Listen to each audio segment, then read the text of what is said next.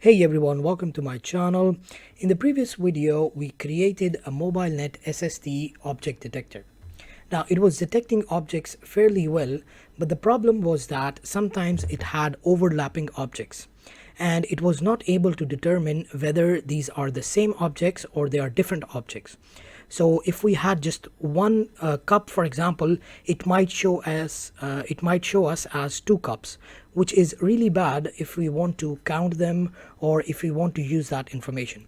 So the idea behind is that if we are able to remove this overlap, then we will be able to detect more efficiently and we will have a much smoother output. So let's get started.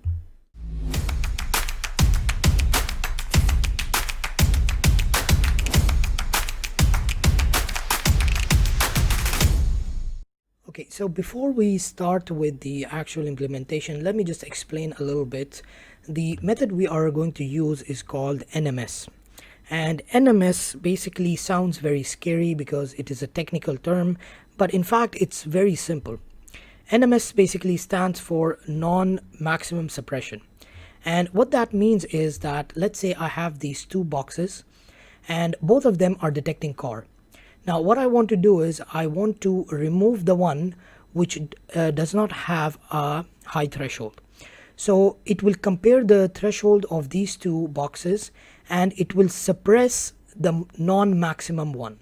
So it will keep the maximum one and all the rest it will suppress or remove. So that's how the name comes, non-maximum suppression. So let's say this box here says it's a car and it was 80% sure. And this box, because it has more content, it says that it is 90% sure that it's a car. So what the non-suppression method will do is it will remove the middle one because its threshold is lower, and it will keep the outer one because its threshold is higher. And that's how we can apply non-maximum suppression. So how can we apply this to our code? Now the good thing is OpenCV already has a function for this, and if you have seen my YOLO video, then you might be familiar with this function. So this is the code that we wrote in the earlier video for our object detector, and if you haven't checked this out, I will put the link in the description. And it's just almost how many lines? It's almost 30 to 40 lines of code, and it pretty much runs a very efficient object detector that you can use in different platforms. And the best part about this method is that it's a very good balance between accuracy and speed. So we are able to almost get same amount of accuracy from YOLO, but with a much faster speed even on CPU. So that is why we are using this. Now let me recap what we did. We have the video or the webcam over here, and here I have added a few parameters. This is for the brightness, and then this is for the width and the height. So 3 means width and 4 means height. These are the prop IDs. One thing you can do is if you don't want to carry this file everywhere wherever you have your project, then you can simply write the actual names. But writing those names will be really time consuming. So what you can do is you can write print and you can run this, and this will give you this list. So you can literally copy, and where is it? You can write, instead of class names like this, you can paste it here, and that's it. And that should work exactly like before. So and then of course you have to remove these extra brackets, and then if you can't see it properly, you can press enter and put it in different lines. And oh boy, there's a lot of lines, as you can see here. And is it in the screen? It's going a little bit out of the screen. Okay, so that is fine. Oh, almost there. Okay, so here you can see these are all the classes, and this should work exactly the same as before, but we're not going to go into that much detail. We will get it from the file itself. Okay, so next we have the files, the configuration file and the weight file for our model. And once we have that, we simply send it to our detection model, and we set the settings or the parameters, and then we ask it to classify or detect our, and then we ask it to detect the objects in our image, and we give the threshold, which is 0.45 or 0.5, whatever you want to keep. And after that, we are simply displaying the information based on the class ID, the confidence, and the box. So this works well. Now what we have to do now is we have to add the code for non-maximum suppression. So let's have a look at how we can do that. So the first thing we have to do is actually fairly simple. We have to write here the indices. This is basically the output, and then we will write cv2.dnn, and then we will write non-maximum suppression and boxes, and then we have to give in our parameters. So the first one is the bounding boxes, so we will write b box, and then we are going to send in the confidence values, so confidence, and then we have the threshold. So this is the exact same threshold as before, and then we have the threshold for non-maximum suppression. So how much effect do you want this method to take? How strong of an suppression do you want it to have? Okay, so then we are going to write here a value. So actually let's just declare it like this, and we can just go up, and over here we can write, let's say 0.5. okay, and this value, the lower it is, the more it will have an effect. So it will reduce the boxes more if you have a lower value. So 1 basically means don't suppress anything, and 0.2 for example means suppress quite a lot. Okay, so where were we? Okay, so this is basically the line that we have to use our non-maximum suppression boxes function. But the thing is that it's not very simple that we simply send in these values, because it's coming from somewhere and we are sending it somewhere else. So most probably we need a conversion. Now the problem here is that here we need a list, and over here we need a list as well.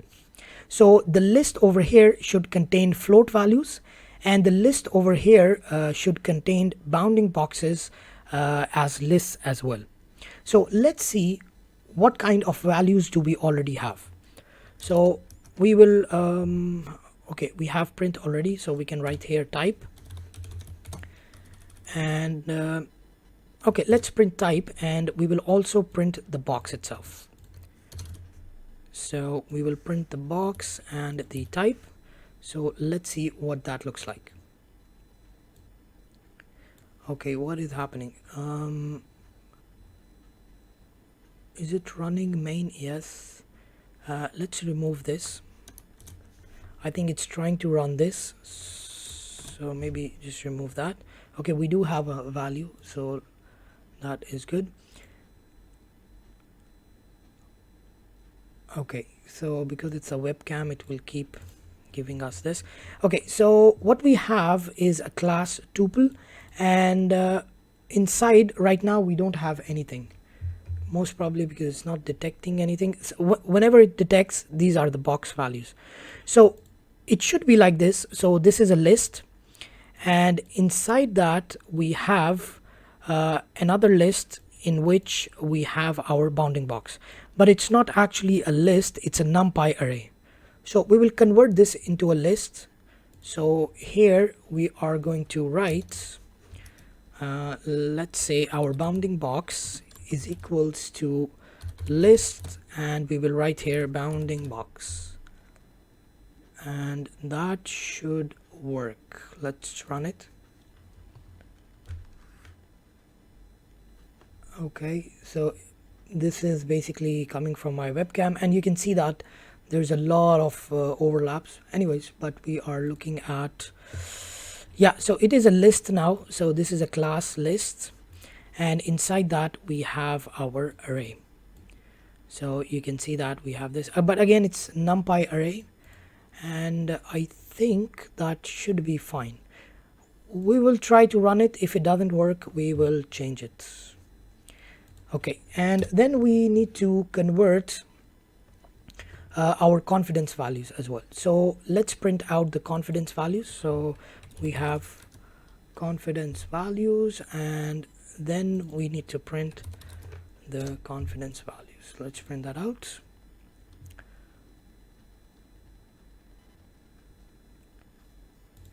And there we have it. So it is a NumPy array, and then we have this these values inside. And okay, so what we have to do is we have to remove these brackets. So instead of these brackets, we need a comma in between. So we need a list, we need an actual list. So to do that, I will use the NumPy array method, and I'm pretty sure there are other methods that will work better, but this is the method that I am familiar with. And if you are familiar with something better, please put the method in the description, in the comments, and I will be happy to add it to the code. Okay, so here we are going to write our confidence values are basically our confidence values dot reshape. We can reshape our array, and then we can write 1 and -1, and let's see what that gives us.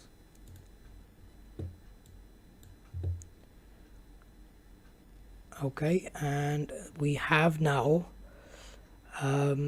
so now we have a list. It's kind of a list, but we still have one extra bracket, so we can remove that by just saying 0, and that should remove it. Yes, and it has removed that. And now we just need to convert this into a list. Let's see if that works.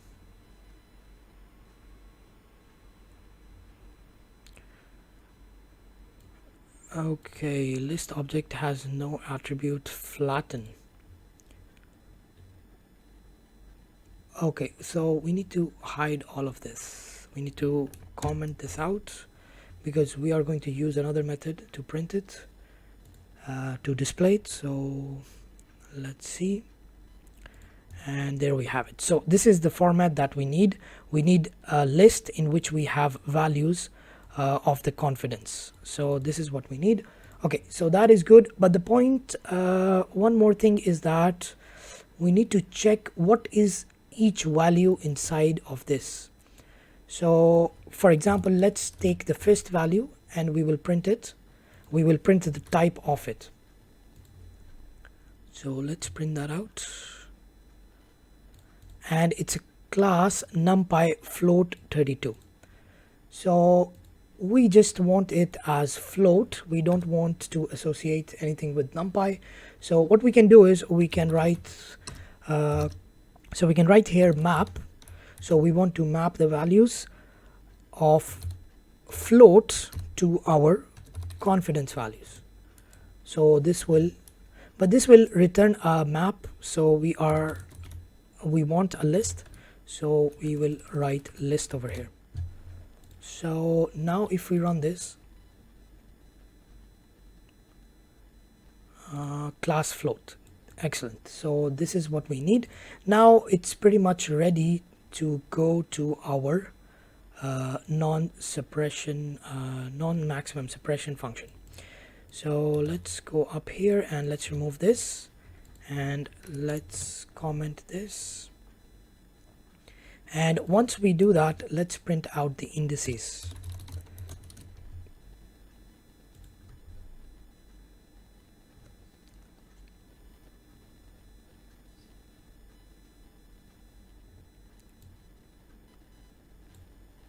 And there we have it. So if okay, there is an error. Tuple object has no attribute reshape. Okay,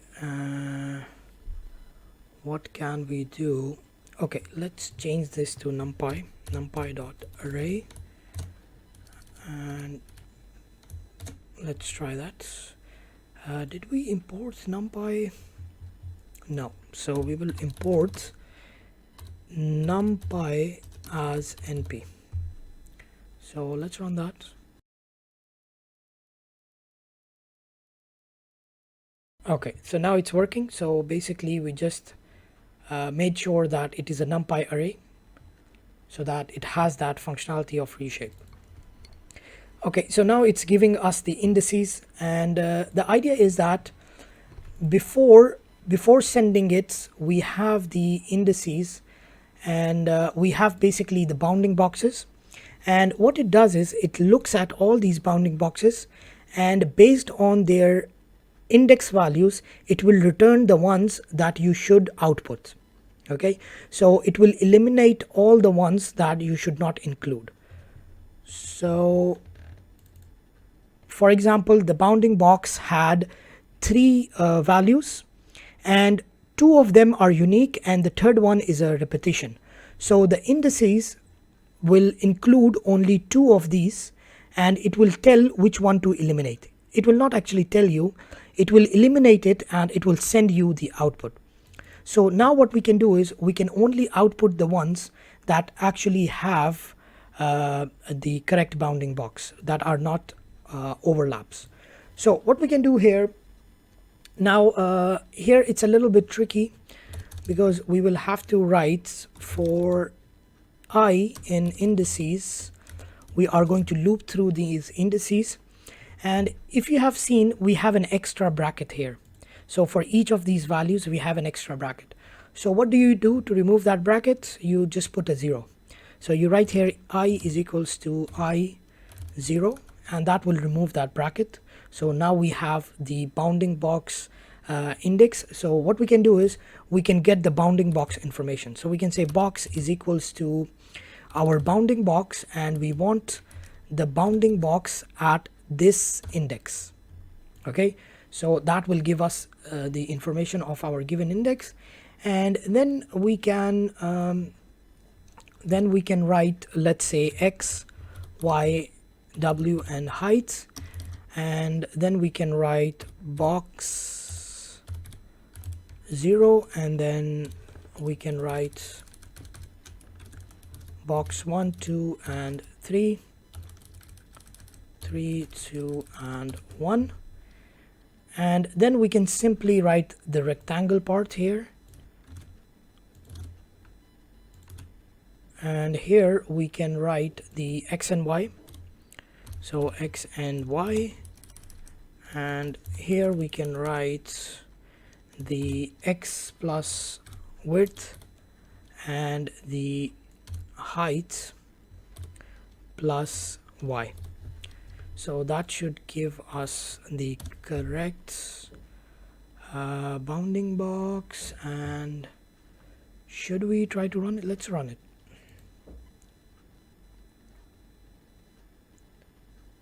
Okay, and yeah, so now we are getting the bounding boxes. That is good.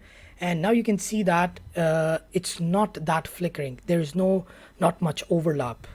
Okay, so next what we can do is we can write the names of these classes so that we know what we are detecting. So let me write CV2, or I can copy it from down. Where is it? This is the class ID. Yeah, so I can just copy this and we can paste it here. First of all, let's remove that, go back, and yeah. Okay, so what we have to do now is we have to change this part, because this is basically our name, and it is a little bit tricky, not that much, but it's a little bit tricky. So earlier we had class ID, and what we were doing is we were just subtracting 1 from it. But this time around, we have to get it of a particular index, and that index is this I.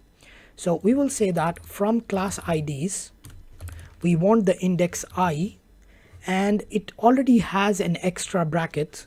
So we will remove that bracket, and as we did before, we have to subtract it with 1. So we will add -1. and that should do it. So let's run it and see what happens. And there we have it. So we have the cup, we have the laptop, the cell phone, again the cup, we have the remote, keyboard, and let's try my mouse. We have the mouse here. Here you can see we have a TV. Should it be a TV or should it be... It should be a laptop actually. Sometimes it's saying laptop, but anyways, that's not a big deal. So this is how you can basically add the non-maximum suppression, and you can see it has affected a lot. Now the result is much more smoother than before. Now if I wanted to change this value, let's put it at 1, which means the NmS will not work, and let's see what will happen. So here you can see already the cup, you can see there's a lot of overlap, and then on the keyboard there's not much overlap, on the laptop even, but here you can see oh, this is a bird. Here in the middle you can see sometimes it's giving an overlap. Then in the cell phone as well it's giving some overlap. Then for the remote not so much. For the mouse it's fine. So a lot of the places you can see, a lot of the objects, it's giving these overlaps, and if we don't have that NmS, it will keep giving us these overlaps. So what we can simply do is we can put a harsh value, and that should give us a good amount of stability. So now you can see it says cup. It looks much nicer. It's confused between cup and bowl, which is not bad. Like, it's pretty much the same category. So laptop, keyboard, cup again, remote, stream deck, forget about it. Maybe a teddy bear. Oh, it's a bottle. No, sometimes it's a teddy bear. And then we have a book. Does it detect a book? No, it's too small to be detected as a book, I guess. Then we have the keyboard and the TV. It should detect as laptop, you know. That should be a laptop. I don't know. Anyways, so overall it's much better than before, and as you can see it has improved quite a bit, and now we can use it in many different applications where we have to count the objects, or we have to have a certain amount of objects that we want to display. Now this is it for today's video. I hope you have learned something new. In the next part, we will try to replicate this on Raspberry Pi and Jetson Nano. And some of you have been asking, how can we detect only one object, or two objects, or three objects? So what we will do is we will create a modular code in which we will send our input arguments, and based on those arguments it will give us an output. For example, we could say that I just want to detect the cups, and I don't want to display the result. I just want to know the bounding box information. So the module will do all the processing. We will just send it an image, it will do the processing, and it will give us the result. So this is something that will be very useful in the future projects, in the Jetson Nano car that we're building, in the Raspberry Pi project, the ultimate robot. So all of these projects, it will be very helpful. And so stay tuned for that. And if you like this video, give it a thumbs up, and I will see you in the next one.